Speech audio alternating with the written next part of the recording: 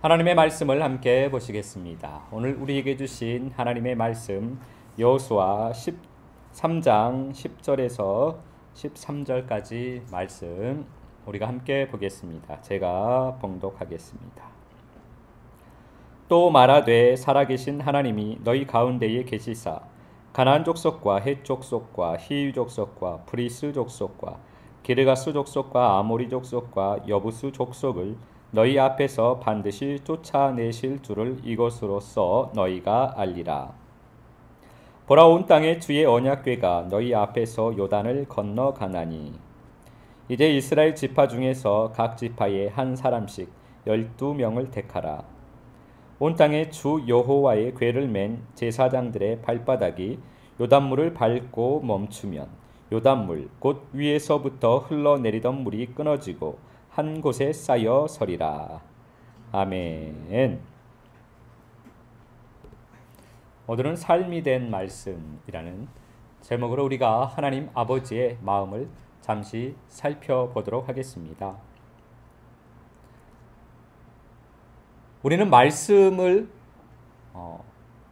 말씀이라는 그러한 단어를 교회에서는 많이 사용합니다. 근데 우리가 사용하는 이 말씀이라는 이 단어는 여러 가지 의미를 담고 있습니다. 근데 그 중에서 몇 가지를 보면 말씀은 생명입니다. 또한 말씀은 삶입니다. 그리고 말씀은 예수의 영입니다.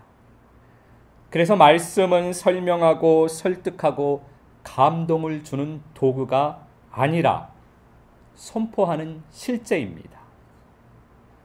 말씀이 광야에 외치는 자의 소리가 될 때 성도를 예수 그리스도께로 인도할 수가 있는 것입니다.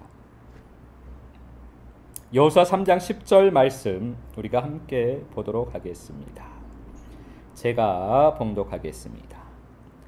또 말하되 살아계신 하나님이 너희 가운데에 계시사 가나안 족속과 헷 족속과 히위 족속과 브리스 족속과 기르가스 족속과 아모리 족속과 여부스 족속을 너희 앞에서 반드시 쫓아내실 줄을 이것으로써 너희가 알리라. 아멘. 살아계신 하나님께서 이스라엘 백성들과 함께 하셨습니다. 하나님께서는 그들에게 말씀을 하시고 그들을 인도하셨습니다. 살아계신 하나님께서 함께 하시면서 가나안에 살고 있는 이방 족속들을 몰아내고 이스라엘 백성들을 가나안 땅으로 인도하십니다. 그것을 요단강을 건너가는 사건을 통해서 하나님께서 함께 하심을, 하나님께서 가나안의 이방 족속을 몰아내실 것을 알게 될 것이라고 여호수아가 지금 선포하고 있습니다. 이와 같이 살아계신 하나님께서 우리와 함께 하십니다. 그렇다면 살아계신 하나님께서 우리와 함께 하심을 우리가 어떻게 알 수 있을까요? 여호수아는 그것을 알 수 있다고 지금 선포하고 있습니다. 그러면 우리도 알 수 있습니다. 살아계신 하나님께서 우리와 함께 하심을 오늘 말씀처럼, 여호수아가 선포한 오늘 말씀처럼 우리 안에서 일어나는 말씀의 성취를 보면 그것을 통해서 우리가 살아계신 하나님께서 우리와 함께 하심을 알게 된다라는 것입니다. 열왕기상 18장 41절에서 45절까지 말씀 함께 보시겠습니다. 제가 봉독하겠습니다. 엘리야가 아합에게 이르되 올라가서 먹고 마시소서, 큰 비 소리가 있나이다. 아합이 먹고 마시러 올라가니라. 엘리야가 갈멜산 꼭대기로 올라가서 땅에 꿇어 엎드려 그의 얼굴을 무릎 사이에 넣고 그의 사환에게 이르되 올라가 바다 쪽을 바라보라. 그가 올라가 바라보고 말하되 아무것도 없나이다. 이르되 7번까지 다시 가라. 7번째에 이르러서는 그가 말하되 바다에서 사람의 손만한 작은 구름이 일어나나이다. 이르되 올라가 아합에게 말하기를 비에 막히지 아니하도록 마차를 갖추고 내려가소서 하라 하니라. 조금 후에 구름과 바람이 일어나서 하늘이 캄캄해지며 큰 비가 내리는지라. 아합이 마차를 타고 이스라엘로 가니. 아멘. 3년 동안이나 비가 내리지 않는 극심한 가뭄의 때였습니다. 비가 전혀 올 기미가 보이지 않았습니다. 그때 엘리야가 아합 왕에게 비가 내릴 것이라고, 큰 비가 내릴 것이라고 이야기를 합니다. 그리고 나서 엘리야는 갈멜산 꼭대기에 올라가서 엎드려서 기도를 합니다. 엘리야가 사환에게 올라가서 저 바다 쪽을 바라보라고 합니다. 엘리야의 말을 듣고 사환은 바다 쪽을 아무리 바라봐도 비가 올 기미가 보이지 않았습니다. 엘리야는 그의 사환에게 이야기합니다. 7번까지 올라가라. 드디어 7번째가 되어서 바다에서 사람 손만한 작은 구름이 일어났습니다. 그의 사환은 엘리야에게 뛰어와서 이야기합니다. 저 먼 바다에 사람 손만한 작은 구름이 올라오고 있습니다. 그것을 전해 들은 엘리야가 그의 사환에게 이야기합니다. 이제 큰 비가 올 것이다. 아합 왕에게 가서 빨리 비에 피해를 입지 않도록 마차를 타고 속히 내려가라고 이야기를 해라. 엘리야는 어떻게 저 먼 바다 위에 떠오른 사람 손바닥만한 그 작은 구름을 보고 큰 비가 올 것이라는 믿음을 가졌을까요? 열왕기상 18장 1절 말씀입니다. 제가 봉독하겠습니다. 많은 날이 지나고 제3년에 여호와의 말씀이 엘리야에게 임하여 이르시되 너는 가서 아합에게 보이라. 내가 비를 지면에 내리리라. 아멘. 엘리야는 이미 하나님의 말씀을 가지고 있었습니다. 그래서 그는 비가 올 것이라는 것을 이미 믿고 있었습니다. 하나님의 말씀을 가지고 있으면 어느 누구도 믿지 못할 작은 구름만 보고도 그가 비가 올 것이라는 것을 믿고 그대로 행하게 되는 것입니다. 믿음에는 그 믿음에 대한 행함이 뒤따르게 되어 있습니다. 비가 올 것이라는 것을 믿기 때문에 비를 피하기 위해 아합 왕에게 급히 내려가라고 말을 전하고 그 비를 피하기 위해 내려갑니다. 그런데 우리는 믿는다고는 하는데 대부분 그 믿음에 대한 행함이 없습니다. 왜냐하면 우리는 말씀을 가지고 있지 않기 때문입니다. 그 믿음이 허상이기 때문입니다. 사람의 믿음이기 때문입니다.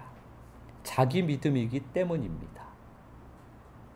우리는 내 생각을 믿어서는 안 되고 내 감정을 믿어서는 안 되고 우리는 말씀을 믿어야만 합니다. 말씀이 실제이기 때문입니다. 손바닥만한 작은 구름이 큰 구름이 되고 큰 비가 내리게 되는 것입니다. 우리는 자꾸만 큰 구름을 기대합니다. 큰 구름이 되면 내가 믿고 따르겠습니다라고 합니다. 그러나 믿음이 있는 사람은 손바닥만한 구름을 보면 기뻐하고 감사하고 그 말씀대로 사는 것입니다. 우리에게 주어지는 것은 손바닥만한 작은 구름이라는 것을 우리는 기억을 해야만 합니다. 손바닥만한 작은 구름을 믿음으로 받아 믿음의 삶을 살면 큰 비가 내리는 것입니다. 구름은 하나님의 말씀을 의미합니다. 비는 하나님의 은혜를 의미합니다. 하나님께서는 말씀을 통해서 우리에게 은혜를 주시는 것입니다. 주님께서 우리에게 주시는 말씀은 모든 사람이 다 믿을 수 있는 큰 구름이 아닙니다. 아무도 믿을 수 없는 손바닥만한 구름을 주님께서는 우리에게 주십니다. 손바닥만한 구름을 보고 대부분의 사람들은 비가 온다는 것을 믿지 못합니다. 하나님의 말씀이니까 나는 믿습니다라고 이야기는 하지만 실상은 안 믿습니다. 그러니까 삶이 따르지가 않습니다. 머리로만 믿지 삶이 나오지가 않는 것입니다. 그러면서 하나님의 은혜를 의심하고 좌절하고 불평을 합니다. 내가 안 믿어놓고. 그러나 말씀을 가지고 있는 사람은 손바닥만한 구름을 보고 믿음의 삶을 살아버립니다. 손바닥만한 구름을 보고 기뻐하고 감사하며 노래하고 춤추면서 말씀대로 삽니다. 창세기 6장 9절 13절 말씀 함께 보시겠습니다. 제가 봉독하겠습니다. 이것이 노아의 족본이라. 노아는 의인이요 당대의 완전한 자라. 그는 하나님과 동행하였으며 하나님이 노아에게 이르시되 모든 혈육 있는 자와 포악함이 땅에 가득함으로 그 끝날이 내 앞에 이르렀으니 내가 그들을 땅과 함께 멸하리라. 아멘. 노아는 하나님과 동행하는 삶을 살았습니다. 그는 말씀을 가졌습니다. 그리고 기쁨으로 감사로 방주를 지었습니다. 그가 말씀을 가지고 있었기 때문에 모든 사람이 믿지 못하는 손바닥만한 구름으로도 기쁨으로 감사로 믿음의 삶을 살 수 있었던 것입니다. 손바닥만한 구름을 보고 믿음의 삶을 사는 것이 믿음입니다. 큰 비가 내릴 것이니 산 위에 방주를 지으라는 말을 믿을 수 있는 사람이 누가 있겠습니까? 만약 여러분이 노아라면 비 올 기미가 전혀 없는데 큰 비가 와서 모두 다 잠길 것이니까 산 위에 방주를 지으라고 하면 여러분은 방주를 지으실 건가요? 노아 시대에도 그 말씀을 믿고 믿음의 삶을 산 사람은 노아 한 사람밖에 없었습니다. 모든 사람이 노아를 미쳤다고 했습니다. 모든 사람이 노아를 비웃습니다. 아니 비가 온들 산까지 비가 오겠냐? 미친 사람 취급을 당한 겁니다. 믿음의 삶을 사는 것은 삶이 된 말씀이 있다라는 것입니다. 믿음의 삶을 통해 방주가 만들어지는 것입니다. 우리가 믿음의 삶을 살면 우리가 하나님의 집, 하나님의 성전, 그리스도의 몸이 되는 것입니다.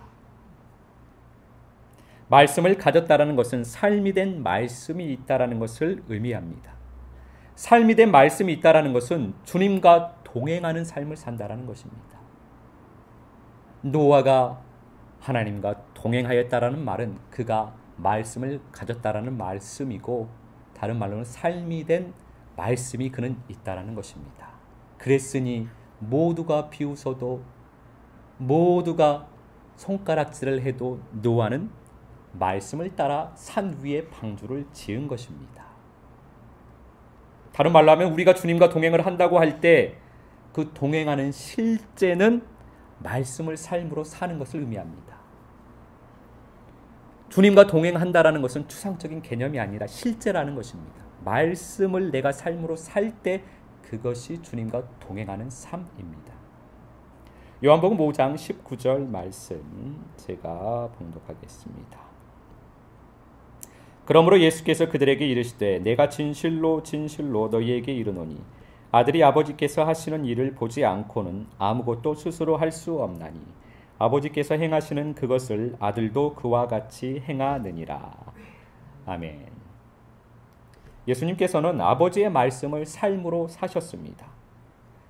밤이 되면 기도하며 아버지의 말씀 안에 거하시는 삶을 사셨고 아침이 되면 그 말씀을 삶으로 사셨습니다. 그것이 하나님의 자녀의 삶입니다. 이것이 우리의 삶입니다. 이 땅을 살아가는 우리가 그렇게 살아가야 한다는 것입니다. 우리가 하나님의 자녀라면 그렇게 살아가야만 합니다. 우리는 밤에는 주님과 함께 주님 안에서 살아야만 합니다. 밤은 모든 사람과 떨어져 주님과만 함께 있는 시간입니다. 그래서 밤의 시간에 우리는 생명의 노래를 부르고 말씀의 기도를 하고 있는 것입니다. 그리고 아침이 되면 우리는 말씀을 삶으로 사는 것입니다. 밤의 시간에 삶이 된 말씀이 있어야 아침이 되면 말씀을 삶으로 살 수 있는 것입니다. 로마서 6장 4절 말씀 함께 보시겠습니다. 제가 봉독합니다. 그러므로 우리가 그의 죽으심과 합하여 세례를 받음으로 그와 함께 장사되었나니 이는 아버지의 영광으로 말미암아 그리스도를 죽은 자 가운데서 살리심과 같이 우리로 또한 새 생명 가운데서 행하게 하려 함이라. 아멘. 밤에는 주님과 함께 살면서 내가 죽는 시간입니다. 내 생명이 죽는 것입니다. 그리고 주님의 생명으로 체험을 받는 시간입니다. 그리고 아침이 되면 새 생명으로, 이제 새 생명이 된 것입니다. 내 생명은 죽고 새 생명으로, 예수의 생명으로 아침이 되면 사는 것입니다. 그것이 부활 생명으로 사는 부활의 삶입니다. 삶이 된 말씀은 바로 이 부활의 삶입니다. 로마서 7장 6절 8절 말씀 함께 보시겠습니다. 제가 봉독합니다. 이제는 우리가 얽매였던 것에 대하여 죽었으므로 율법에서 벗어났으니 이러므로 우리가 영의 새로운 것으로 섬길 것이요 율법 조문에 묵은 것으로 아니할지니라. 그러나 제가 기회를 타서 계명으로 말미암아 내 속에서 온갖 탐심을 이루었나니 이는 율법이 없으면 죄가 죽은 것임이라. 아멘. 부활의 삶은 율법에 묵은 것이 아니라 영의 새로운 것으로 사는 삶을 말합니다. 우리 안에 율법이 많이 있습니다. 여기에서 말하는 율법은 하나님의 말씀이 아니라 죄가 사용하고 있는, 우리 안에서 죄가 사용하고 있는 법을 말하는 것입니다. 우리를 정죄하기 위해서 사단이 도구로서 사용하는 그 법을 말하는 것입니다. 교회를 다니면 꼭 이렇게 해야 한다. 성도라면 이렇게 해야만 한다. 하나님을 믿는다면 이렇게 해야만 한다. 이러한 법을 말합니다. 물론 그 율법이 말씀을 기초로 해서 세워진 것은 맞습니다. 그런데 그것을 죄가 기회를 타서 우리를 죽이는 도구로 사용하고 있는 것입니다. 우리 안에 그 율법이 없어야 죄가 죽은 것입니다. 내가 죽고 새 생명으로 살고 있는가? 내가 부활 생명으로 부활의 삶을 살고 있는가? 내가 삶이 된 말씀으로 살고 있는가? 이것을 알 수 있는 쉬운 방법은 내 안에 율법이 아직 있는가 없는가를 보면 알 수 있습니다. 내 안에 율법이 아직도 있다면 아직 우리는 죄로, 육신인 나로 살고 있는 것입니다. 그 삶은 말씀이 율법이 된 삶입니다. 율법은 죽이는 것입니다. 율법의 끝은 사망입니다. 우리는 말씀이 삶이 되어야만 합니다. 그것이 부활의 삶입니다. 부활의 삶의 끝은 영생입니다. 삶이 된 말씀이 알곡입니다. 우리가 알곡이 되었다라는 것은 삶이 된 말씀이 우리 안에 있다라는 것이고, 우리가 알곡을 나눈다라는 말은, 주님께서 알곡이 된 우리를 나눈다는 말은 삶이 된 말씀이 우리 안에 있느냐, 삶이 된 말씀이 내가 살고 있느냐, 그것을 주님께서 보신다라는 것입니다. 이번 한 주간도 말씀이 삶이 되고 삶이 된 말씀인 그 알곡을 나누는 아름다운 한 주간의 삶을 살게 되시기를 우리 주 예수 그리스도 이름으로 축복합니다.